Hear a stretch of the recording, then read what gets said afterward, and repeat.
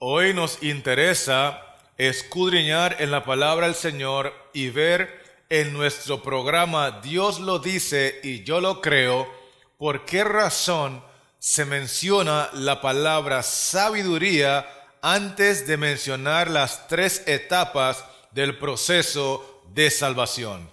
Para eso le invito a mantenerse conectado porque regreso pronto con la respuesta.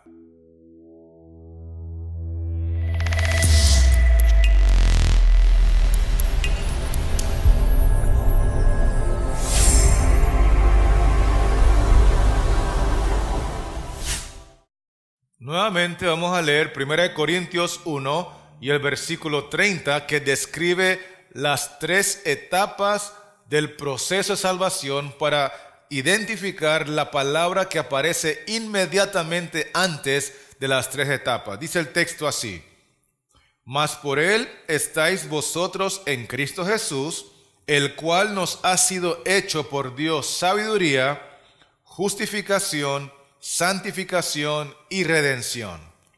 ¿Por qué razón aparece esta palabra sabiduría antes de mencionar las tres etapas del proceso de salvación?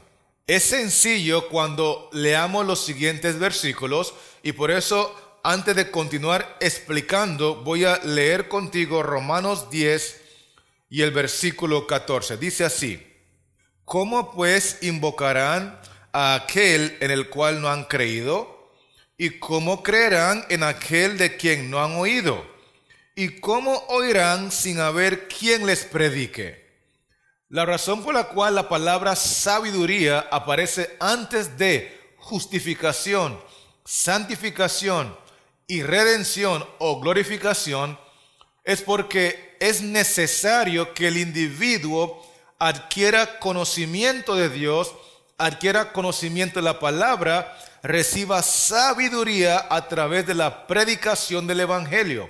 La Biblia enseña que para adorar a Dios hay que hacerlo de una manera racional. Nuestro culto debe ser racional. Hay que entender lo que estamos haciendo. Hay que entender cuál es la voluntad de Dios. Hay que discernir la verdad.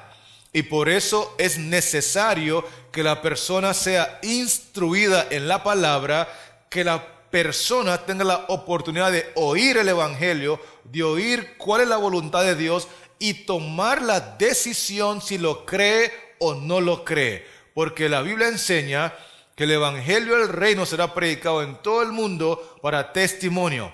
No todo el mundo lo creerá, pero todo el mundo lo escuchará. Por eso la Biblia dice en 2 Timoteo 4 y el versículo 2 que cuando prediquemos debemos de enfocarnos en la palabra, no en fábulas, no en historietas, no en tradiciones, no en testimonios nada más, sino que hay que predicar la palabra. Note lo que dice la Biblia, 2 Timoteo 4 versículo 2, que prediques la palabra. ¿Que prediques qué?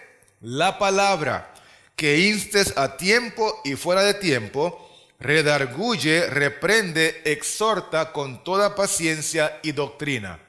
Es necesario que la persona sea instruida en la doctrina pura, en la doctrina correcta, en la doctrina de Cristo, y por eso hay que predicar la palabra para darle la oportunidad al individuo de adquirir el conocimiento, adquirir la sabiduría de Dios y así tomar una decisión inteligente a favor de Cristo y su verdad. De hecho, Marcos, el capítulo 16 y el versículo 15 y 16 menciona lo siguiente: Y les dijo, hablando Jesús: Id por todo el mundo y predicad el evangelio a toda criatura. ¿A cuánta gente hay que predicar? A toda criatura. Y cuando la criatura escucha el evangelio, ¿está obligado a aceptarlo? ¿Está obligado a creerlo? ¿Qué dice el verso siguiente? El que creyere y fuere bautizado será salvo, mas el que no creyere será condenado. Esa es la razón por la cual la palabra sabiduría aparece antes de iniciar el proceso de salvación. El que acepta el evangelio, El que escucha la predicación, la enseñanza y la cree, inicia entonces el proceso de salvación entregándose a Cristo a través del bautismo. El que creyere el evangelio, el que creyere la palabra, el que creyere la doctrina y fuere bautizado será salvo. Allí inicia el proceso después de creer. Pero si no le predican, si no le enseñan, si no le instruyen, ¿cómo creerá si nadie le predica? Y esa es la razón por la cual tú y yo hoy necesitamos oír la palabra y creerla con fe, porque sin fe es imposible agradar a Dios.